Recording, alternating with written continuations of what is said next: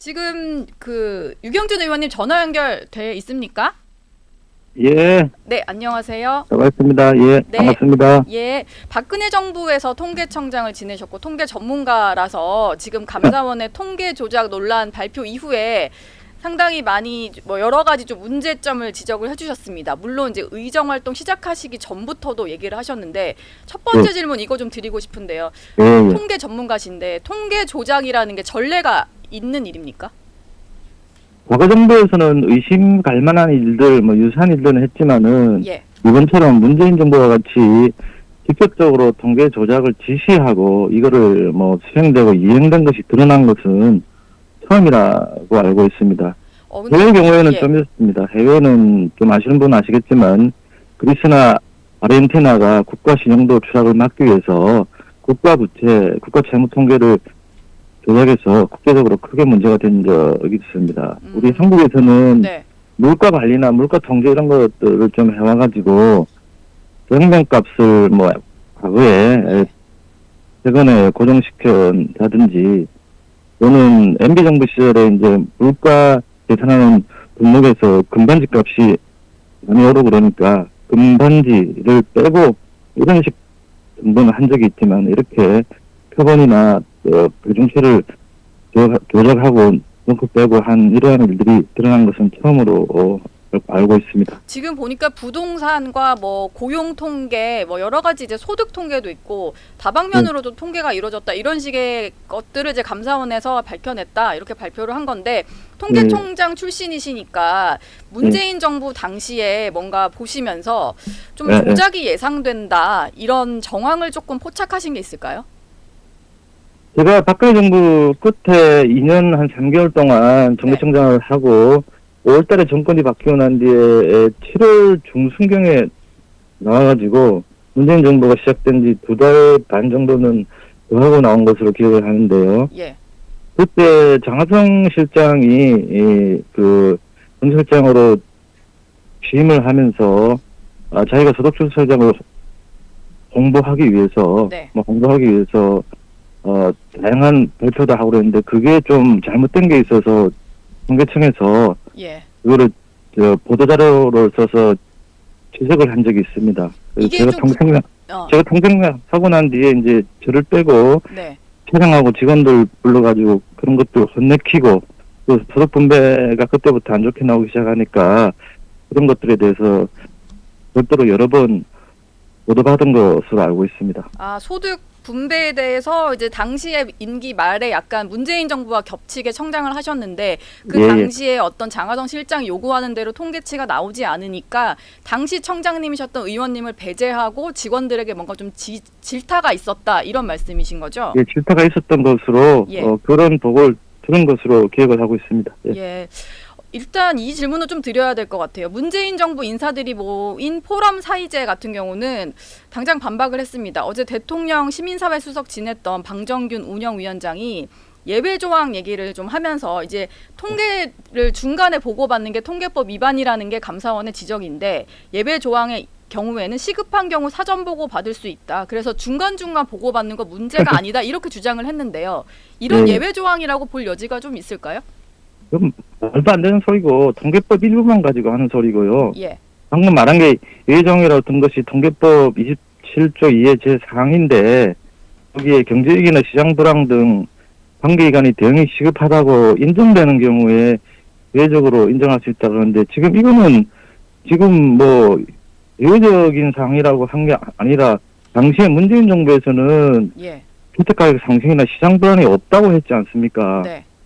없다고 해놓고 시장 불안이 있다고 하면서 이 조항을 들먹거리는 거는 말도 안 된다고 생각하고요. 그리고 사전 제공을 또 할 수 있다고 해도 그거를 받아가지고 영향력을 행사해서 입맛에 맞게 수치를 바꾸라고 하는 것은 대상사항이 없죠. 예. 또한 그 27조 2항 27조 2의 5항에 보면은 그 밑에 조항에 보면은 이렇게 사전 공개된 통계들도 사후에 공개를 하고 통계청에 제출하도록 되어 있습니다. 중간중간 이런 것들 하나도 하지 않았기 때문에 예. 통계법 위반인 거죠. 바로 이거는. 예. 중간중간 보고를 받으면서 입맛에 맞게 좀 조작된 뭐 정황 이게 가장 문제다 이렇게 예, 볼 예. 수 있을 것 같은데 지금 가장 중요한 예외 조항에도 해당이 안 된다 소리죠. 예. 예외 조항에도 해당이 되지 않는다 이 말씀이시고 문재인 전 대통령이 알고 있었을까? 지금 일단 감사원 조사 때는 청와대의 어떤 이제 고위 관계자들이 대통령까지 올라가는 윗선에 대해서는 진술하지 않아서 그까지 가진 않았고 수사 의뢰는 되지 않았습니다. 그런데 오늘 또 추가로 나온 보도를 보면 아파트값 통계 조작 범위가 이제 전국으로 확대되는 과정에 문재인 전 대통령이 주재한 수석 비서관 회의, 이 회의 이후에 좀 확대됐다 뭐 이런 주장도 감사원 발로 보도가 됐더라고요. 보시기에 문재인 전 대통령까지 좀 이어질 거다 이렇게 보십니까? 그거는 뭐 지금 수사 중이고 중간 보고 단계니까 좀 더 밝혀봐야 되겠지만 방금 말씀하신 것처럼 지금까지 드러난 것은 당시에 장관, 청와대 실장, 뭐 수석급들이 간전을 했다는 건데 이게 대통령 보고 없이 이런 일들이 재행되는 거는 사실상 가능하지 않다고 생각됩니다. 그리고 또한 문재인 대통령께서도 지난 이틀 전인가 페이스북을 통해서 뭐 감사원 감사를 반박하고 있는 듯한 그러한 페이스북 올린 거 보면은 이거에 대해서 상당히 많이 알고 있다고 생각됩니다. 지금 SNS 글 올리신 거 잠깐 언급하셨으니까 이 질문을 좀 드리겠는데요. 문재인 전 대통령이 이상한 보고서로 물타기를 하고 있다. 어제 이 SNS 글 올리셨잖아요. 인용했던 그 보고서 자체에 좀 문제가 있다라고 쓰신 걸로 전 이해를 했는데 이게 어떤 의미입니까? 예, 그 언급된 보고서를 보면은 9월 14일 날짜로 발간되었더라고요. 그리고 감사원의 통계감사 발표되기 이전에 쓴 건데, 그러면 이 보고서는 통계 조작된 그 통계를 이용해서 분석을 한 거고, 그래서 지금 통계 조작이 문제가 되고 있는 상황에서 문재인 대통령이 통계 조작된 보고서를 가지고 그걸 근거로 정책 실패를 감추려고 이 보고서를 올리는 것은 지금 현재 뭐가 문제이고 앞뒤가 맞지 않는 주장을 하고 있다고 생각을 합니다. 그래서 이 역시 가장 큰 문제는 이거는 이 보고서 역시 조작된 통계를 그대로 사용하고 문재인 정부 정책을 자화자찬하고 있기 때문에 이상한 보고서라는 소리를 했습니다. 문재인 전 대통령이 인용한 보고서 자체가 감사원이 지적한 조작된 통계를 인용한 보고서인데 그걸 그대로 들고 와서 반박하는 건 맞지 않다.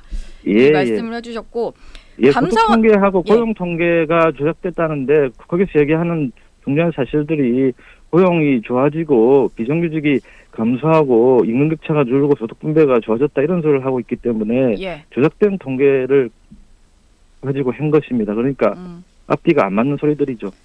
그 앞으로 감사원 감사에서 더 드러날 것이 있을 거다라고 보시나요? 지난주 감사원에서 발표한 거는 감사의 중간 결과라고 얘기를 했고요. 그리고 제가 지금 생각하고 제가 알고 제가 지적한 거에 비해서는 통계 조작의 극히 일부분입니다. 특히 그 중간 결과, 이번 결과에 빠져 있는 2019년 소득분배 통계의 조작의 핵심으로 생각되는 의도적인 빈곤층 비율 축소를 통한 표본 조작에 대해서는 재정감사에서 밝혀질 것으로 생각합니다. 지금 이제 소득주도 성장을 하기 위해서 거기에 가장 기본되는 게 최저임금 인상인데 이걸 하려다 보니까 기업의 이익은 늘는데 근로자 임금은 줄었다 이런 식으로 좀 통계가 조작됐다 이렇게 의원님이 좀 보고 계시는 거죠? 소득주도 성장의 핵심 정책 수단이 최저임금 급상승이었고 그게 문재인 정부 들어서서 2018년 19년에 약 2회에 걸쳐서 25% 이상 상승을 시켜가지고 그 취업돼 있는 근로자한테는 유리하지만은 자영업자나 취업을 하지 않고 있는 실자나 무직자한테는 굉장히 해를 끼쳤습니다. 그래서 이제 통계 조작을 했다는 것의 일부가 취업자만, 임근로자만 골라내가지고 임근로자의 10%는 안 좋아졌지만 90%는 좋아졌다 이런 식으로 문재인 대통령이 직접 발표한 적이 있습니다. 그런 식으로 자기들이 필요하고 유리한 것만 예. 골라서 쓴 것도 큰 문제입니다. 예. 의원님, 제가 아까 질문을 좀 다시 드리긴 했었는데 조금 스쳐 지나간 부분에서 제가 조금 이게 더 질문을 드려야겠다는 생각이 든 게 있어서 마지막으로 좀 질문 드리고 싶은데요. 박근혜 네. 정부에서 문재인 정부로 넘어가던 사이에 잠깐 이제 통계청장으로 일을 하시는 과정에서 약간 청장 자리에 있으면서도 조작에 조금 압박을 느끼셨다라는 말씀을 하셨잖아요. 조금 더 사례를 하나, 약간 장하성 실장의 어떤 이제 그 통계에 있어서 요구대로 되지 않았기 때문에 그때 배제가 되셨다는 얘기를 아까 하셨는데 조금 더 구체적인 사례랄까, 뭐 기억나시는 게 있다면 그 말씀 좀 해주실 수 있을까요? 그때 장하성 실장이 실장 취임하기 한 2, 3일 전에 TV에 강의도 하고 언론에서도 보도하고 그랬는데 한국의 성장은 급속도로 빨리 했는데 그걸 기업들이 다 들고 가고 근로자들한테는 작게 돌아가서 소득 한국의 성장 과실이 마치 자본가들이 근로자들의 소득을 착취한 양으로 이렇게 발표도 하고 보도한 적이 있습니다. 근데 그거는 서로 다른 통계를 비교한 것이고 그리고 그 사이에 가구원 수가 굉장히 줄었거든요. 네. 가구원 수가 평균 한 4, 5명에서 2.5명 정도로 줄은 상태에서 가구원 수가 줄고 하니까 이제 통계 착시가 일어나는데 그런 부분들을 잘못 알고 이렇게 분석한 결과를 가지고 소득주 성장의 기반으로 사용을 했기 때문에 그거는 노동소득 분배율이 감소한다는 말과 일치하는 거거든요.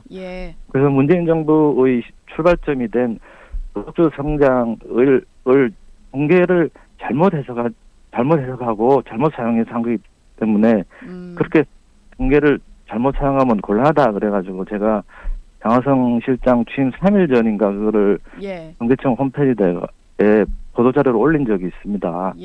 그래서 그걸 보고 취임 후에 저는 부르지를 않고 우리 사장하고 부하 직원들 불러가지고 질책을 하고 또 통계에 대해서 똑바로 앞으로 잘 보고해라 그런 식으로 좀 압력을 가했다는 것을 들은 바가 있습니다. 알겠습니다. 유경준 국민의힘 의원님은 감사원 이게 중간감사 결과이기 때문에 최종 결과가 나오면은 또 전문적으로 분석해 주실 게 있을 것 같아서 그때 다시 한번 모시도록 하겠고요. 오늘 전화 말씀 감사드립니다. 예, 감사합니다. 네. 예.